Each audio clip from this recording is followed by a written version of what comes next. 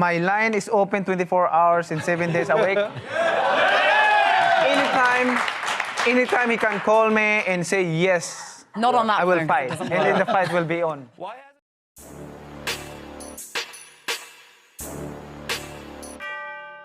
Magandang araw mga pre, mayong adlaw pod sa mga Bisaya diha. Ang ating pambansang kamao, the Filipino champ, the fighting senator, o ano man ang itawag mo kay Manny Pacquiao, ay talagang maituturing siya ngayon na isa sa pinakamagaling sa larangan ng boxing sa buong kasaysayan. Napakaraming bakbakan ang dinaanan at ngayon ay siya lang ang nag-iisang 8 Division World Champion. Pero sa dami ng nakalaban niya, ay may laban pala siya na talagang labis niyang pinagsisihan. Yan ang pag-usapan natin sa video ito mga pre. Pero kung bago ka sa aking munting tahanan, pasuporta naman, click mo lang ang subscribe button at notification bell button para lagi kang updated sa mga videos ko. Manny Pacman Pacquiao, 41 years old, 8 Division World Champion at lumaban na ng 71 times. Noong natanong siya kung meron ba siyang laban na pinagsisihan, ang sagot naman niya ay meron. At ito ang laban niya noong 2015 kontra kay The Money Floyd Mayweather, na kung saan natalo siya via unanimous decision. Pagkatapos ng nasabing laban nila kay Floyd Mayweather ay inihayag ni Manny Pacquiao na may iniinda pala siyang shoulder injury na talagang nagpagulantang sa mga boxing fans. A good fight, even though I hurt my shoulder, I didn't complain in the ring and like that. Sinabi niya sa isang interview na sobrang napakasakit daw nito habang tumatagal sa bakbakan. Iniinda daw niya ang injury 2 linggo bago ang laban niya kay Floyd Mayweather. Itinuloy daw niya ang laban kahit may iniinda siyang injury dahil inakala kasi daw niya na magiging okay lang daw ito sa laban kahit walang operasyon na gagawin. Pero sa mismong bakbakan na daw ay lumala daw ang sakit na dinulot ito, lalo na noong 3rd round. Lumalaban na lang daw siya gamit ang isang kamay na kung saan napakahirap daw. Ginawa daw niya ang lahat para manalo lang sa laban, pero dahil sa injury ay hindi niya naibigay ang 100% sa laban.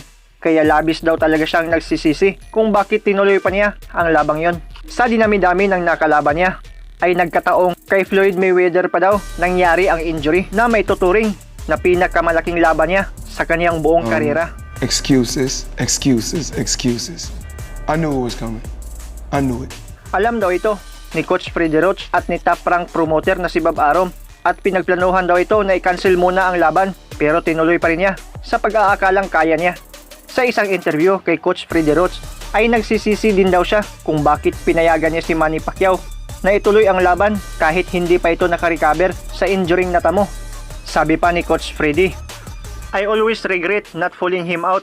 That because I was one of the ones who wanted to cancel the fight because of the injuries. That if it don't happen now, it would never happen and there was so much money involved and so forth. I know my heart was in the right place. He was not going to win that fight one-handed, and I think we should have waited until he was healthy and we would have had a better shot, but that's how things go in boxing."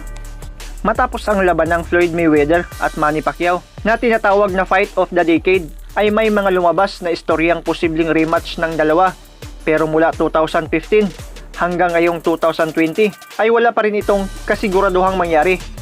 Kayo mga pre, dapat pa bang matuloy ang rematch nila?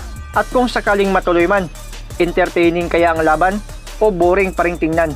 Ang inyong mga opinion at suggestion ay welcome na welcome sa baba mga pre. Manny Pacquiao, you're not on my level. Manny Pacquiao, you will never be on my level. Period.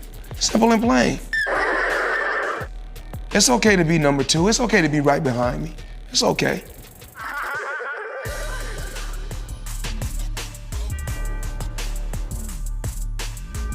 Shout out kay Edgar Sidino, Omar Havana, Toto Tolix Vlog, Jag T. Teodoro, Carlo Pilerian from Montevista, Ronnie Oros, Rexis Kane Lumungsod, Girly Lopez. Ingat kayo dyan pre at maraming salamat sa panonood.